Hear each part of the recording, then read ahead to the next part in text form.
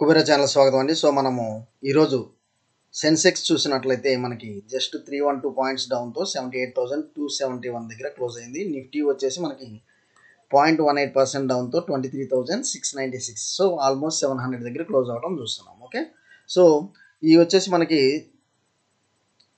Before మనం going market levels చూడబోయే ముందు కొన్ని ఇంపార్టెంట్ అప్డేట్స్ కూడా మనం ఒకసారి గమనిద్దాము. సో స్విగ్గీ వచ్చేసి కన్సాలిడేటెడ్ లాస్ అనేది 799 crores అన్నట్లుగా చూస్తున్నారు. డిస్పైట్ 31% రెవెన్యూ జంప్ ఉన్న లాస్ అనేది వైడాన్స్. సో ఇంతకుముందు కంటే ఇప్పుడు ఇంకా పెరిగింది అన్నట్లు ఇక్కడ చూస్తున్నాము. సో ఓవరాల్గా మనకు వచ్చేసి లాస్ అనేది పెరగడం వల్ల ఆటోమేటిక్గా మనకి నెగిటివ్ ఇంపాక్ట్ అయితే ఉంటుంది. ఓకే, సో ఇంతకుముందు 574 crore లాస్ ఉంటే ఇప్పుడు 799 crore లాస్ అనేది చూపిస్తున్నాడు స్విగ్గీ. ఓకే, నెక్స్ట్ ఇక్కడ చూడండి, ట్రేడ్ వార్ అనేది ఇంకా జరుగుతుంది. అది ఎక్కడెక్కడ అనేది ఒకసారి చూద్దాం. Extra US tariffs 10% will apply to Hong Kong as well as mainland China. Okay, so చైనాతో పాటుగా హాంకాంగ్ కూడా మనకి వర్తిస్తుంది ఇవన్నీ అన్నట్లు మనం చూస్తున్నాము. సో ట్రేడ్ వార్ అయితే ఉంటుంది. కెనడా మెక్సికో మీద కొంత రిలాక్స్ అయినా కానీ చైనా మీద అయితే రిలాక్స్ అయ్యే పరిస్థితి కనబడతలేదు ట్రంప్కి. ఓకే, సో నెక్స్ట్ వచ్చేసి ఒక ఇంపార్టెంట్ అప్డేట్ అండి, మనం ఇక్కడ చూద్దాము. India beats China to be world's biggest gold jewellery consumer in 2024. So ఇది ఎందుకంటే మనకి ఎప్పుడైతే మనము బికాజ్ ఆఫ్ గోల్డ్ విపరీతమైన దిగుమతి చేసుకోవటం వలన ఇది రూపీ డిప్రిషియేట్ అయితే ఎఫెక్ట్ అవుతుంది. When compared with dollar, rupee అయితే రోజు రోజుకి పడిపోతుంది. సో రూపీ పడిపోవటం వల్ల ఆటోమేటిక్గా మన మార్కెట్ మీద నెగిటివ్ ప్రభావం అయితే ఉంటుంది. ఓకే, సో దీనివల్ల ఏంటంటే మన మార్కెట్ మీద అయితే నెగిటివ్ ప్రభావం అయితే ఉంటుంది. ఎందుకంటే instead of buying equity markets people are investing in gold.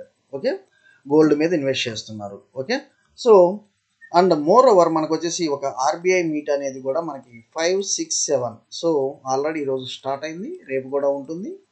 7th వచ్చేసి మనకి మానిటరీ పాలసీ అంటే ఉంటుంది. సో రేపు వచ్చేసి మనకి వాలటిలిటీ అయితే ఉంటుందండి. రేపు వచ్చేసి మనకి అప్స్ అండ్ డౌన్స్, ఈరోజు ఎలా అయితే మనకి అప్ అండ్ డౌన్ అని ఒక రేంజ్ బౌండ్ అయితే ఉందో రేపు కూడా మనకి వచ్చేసి కొంత up and down range bound అయితే ఉండొచ్చు. ఓకే, ఆ లెవెల్స్ అయితే మనం ఇక్కడ చూద్దాం. ఏ స్ట్రాటజీ వాడితే బాగుంటుంది అనేది కూడా మనం చూద్దాం. ఓకే, సో నాకు క్లియర్గా మీరు ఇక్కడ చూసినట్లయితే నాకు క్లియర్గా డౌన్ సైడ్ మూమెంటం ఉంది క్లియర్గా. అండ్ మోర్ ఓవర్ ఇది ఒక ఇన్సైడ్ క్యాండిల్ స్ట్రాటజీ అనేది నేను ఇక్కడ ఫాలో అవుతాను.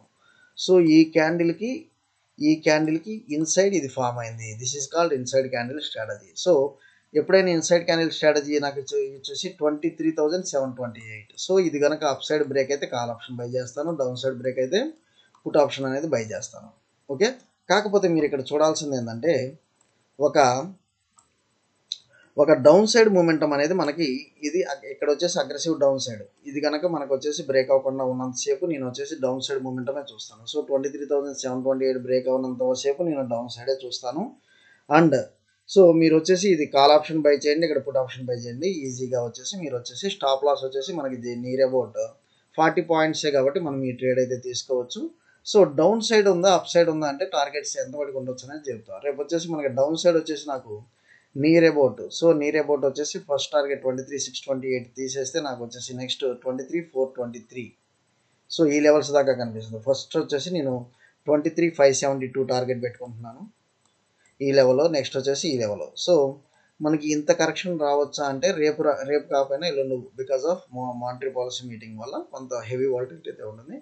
రేపు వచ్చేసి నాకు క్లియర్ ఇండికేషన్ డౌన్ సైడ్ అయితే ఉంది. సో ఏదేమైనా మనం ఇన్సైడ్ క్యాండిల్ స్ట్రాటజీ తీసుకొని మనం ప్లే చేద్దాం. ఓకే, నెక్స్ట్ వచ్చేసి మనం బ్యాంక్ నిఫ్టీ చూద్దాము. సో బ్యాంక్ నిఫ్టీ కూడా చూసినట్లయితే ఇది ఒక రెక్టాంగులర్ ప్యాటర్న్ నేను తీసుకుంటున్నాను. ఇది ఒక rectangular pattern.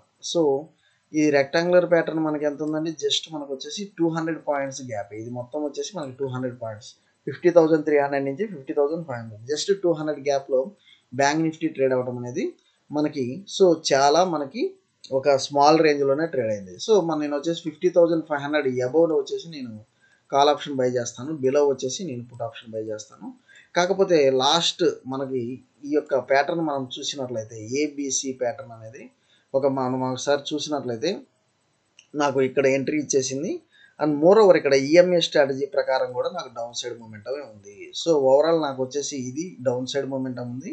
So first target వచ్చేసి నేను ఇది 50,080 తీసుకుంటాను. అండ్ సెకండ్ టార్గెట్ వచ్చేసి నేను సెకండ్ టార్గెట్ వచ్చేసి నాకు వచ్చేసి 49,700 దాకా కనిపిస్తుంది. Okay, down side. ఓకే, అదే ఒకవేళ అప్ సైడ్ బ్రేక్ అయితే మాత్రం మనకు వచ్చేసి 50,500 నుంచి 50,800 లెవెల్స్ అయితే తీసుకుంటున్నాను. 50,800 లెవెల్స్. ఓకే, సో మనకు వచ్చేసి రెక్టాంగులర్ ప్యాటర్న్ బ్యాంక్ నిఫ్టీ వచ్చేసి ఇన్సైడ్ క్యాండిల్ స్ట్రాటజీ రెండు కూడా నాకు డౌన్ సైడ్ మూమెంటమే కనిపిస్తుంది. లెవెల్స్ చూసి ట్రేడ్ చేయండి. ఓకే, థ్యాంక్ యూ అండి. Follow for important updates. ఒకవేళ మనకి ఈ స్మాల్ రేంజ్లోనే ఓపెన్ అయితే ఈ లెవెల్స్ ఎప్పుడైతే బ్రేక్ అవుతాయో ఇమీడియట్గా మీరు ఆ యొక్క స్ట్రాటజీని అయితే వాడండి. Okay, thank you. Follow for important updates.